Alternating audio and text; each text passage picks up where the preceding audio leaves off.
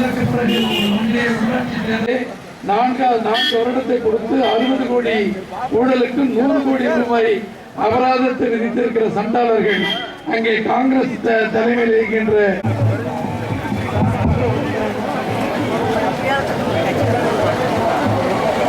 அஞ்சாத பொருள் இல்லை என்ற அளவிற்கு அஞ்சி செத்து வஞ்சனை பேய்கள் மரத்தில் குளத்தில் துஞ்சது முகற்றில் என்று துயர்பட்டு பயப்பட்டு கஞ்சியும் குடிப்பதற்கில்லாமல் அதன் காரணங்களை அறிந்திடும் அறிவில்லாமல் ஆக்கப்பட்டிருந்த தமிழினத்தை தந்தை பெரியார் அவர்கள் தட்டி எழுப்பினார்கள்.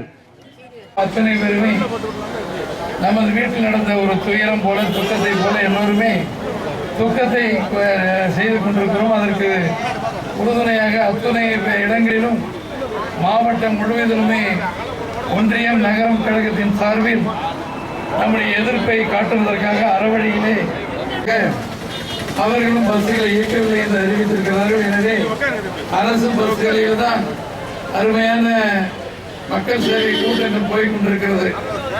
தோழர்களே, இன்றைய தினம் நம்முடைய தமிழகத்துடைய காவல் தெய்வமாக கழகத்தை காக்கின்ற தெய்வமாக இருக்கின்ற நம்முடைய இதய தெய்வம் புரட்சி தலைவி அம்மா அவர்கள்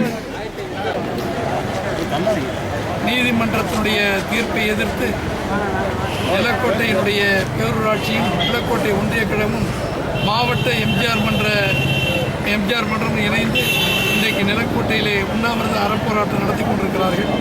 புரட்சி தலைவி அம்மா அவர்களை விடுதலை செய்கின்ற வரை இந்த தொடர் போராட்டம் எல்லா இடங்களிலும் நடக்கும். அம்மா அவருடைய அத்தனை முயற்சிக்கும் நாங்கள் எல்லாம் உறுதுணையாக இருப்போம் என்று உறுதிமொழி எடுத்து இந்த அறப்போராட்டம் நடக்கிறது. எந்த முறையிலும் வன்முறை இல்லாமல் அறவழி போராட்டம் நடைபெற்றிருக்கிறது என்பதை தெரிவித்துக் கொள்கிறோம். பொதுமக்கள் அனைவரும் வந்திருக்கிறார்கள். கடைக்காரர்கள் அவர்களாகவே கடைகளை அடைத்து இன்றைக்கு ஒற்றுமையை அம்மாவுக்கு புகழ் தேடி தந்திருக்கிறார்கள்.